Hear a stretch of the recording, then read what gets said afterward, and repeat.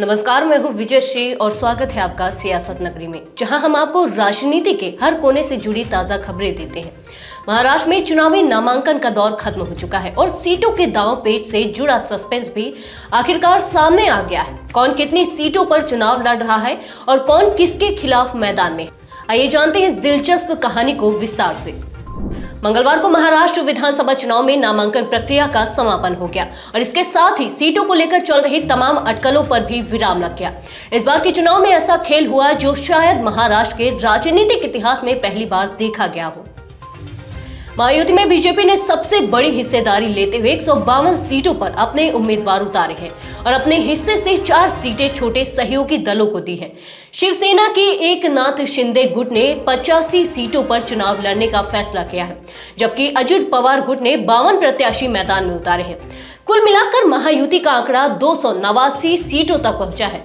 आप सोच रहे होंगे कि विधानसभा में तो कुल 288 सीटें हैं, फिर ये एक सीट ज्यादा क्यों है। दरअसल अजित पवार की पार्टी से नवाब मलिक ने नामांकन के 2 फॉर्म भर दिए हैं, इसी कारण यह संख्या 1 सीट बढ़ गई है। अब महाविकास अघाड़ी की बात करें तो यहाँ भी कुछ अलग नहीं है। कांग्रेस ने महाविकास अघाड़ी में सबसे ज्यादा 102 सीटों पर उम्मीदवार उतारे हैं। उद्धव ठाकरे के नेतृत्व वाली शिवसेना के 89 और शरद पवार गुट के 87 प्रत्याशियों ने नामांकन किया है, जबकि 13 सीटें सहयोगी दलों की दी गई हैं। कुल मिलाकर महाविकास अघाड़ी में सीटों का आंकड़ा 291 पर पहुंच गया है। अब नामांकन वापस लेने की आखिरी तारीख 4 नवंबर है। तब तक पार्टियों को मौका है कि वे अपने नाराज नेताओं को मनाएं और गठबंधन को मजबूत बनाएं। 5 नवंबर को अंतिम उम्मीदवारों की लिस्ट साफ हो जाएगी, यानी सस्पेंस अभी भी बरकरार है। नवाब मलिक को मानखुर्द शिवाजी नगर से मैदान में उतारकर अजित पवार ने एक सियासी सिक्सर मार दिया। पिछली बार यहां समाजवादी पार्टी के अबू आजमी ने जीत दर्ज की थी, लेकिन इस बार उनके खिलाफ नवाब मलिक खड़े हैं, जो कभी शरद पवार के करीबी माने जाते थे।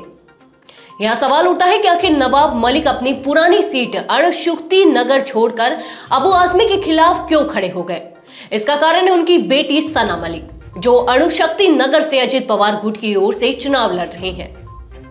सना मलिक के खिलाफ शरद पवार की पार्टी ने समाजवादी पार्टी के नेता फहाद अहमद को उतारा है, जो अबू आजमी के करीबी है। यानी महाराष्ट्र की राजनीति में एक अजीब सा मोड़ आया है, जहां मुस्लिम समुदाय के 2 बड़े नेता आमने सामने हैं।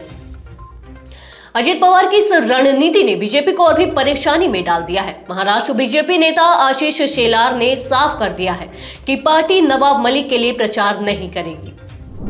तो ये थी महाराष्ट्र की सियासी जमीन से जुड़ी वो कहानी, जहां गठबंधन का गणित और व्यक्तिगत हितों का ताना बाना मिलकर एक दिलचस्प मोड़ ले रहा है।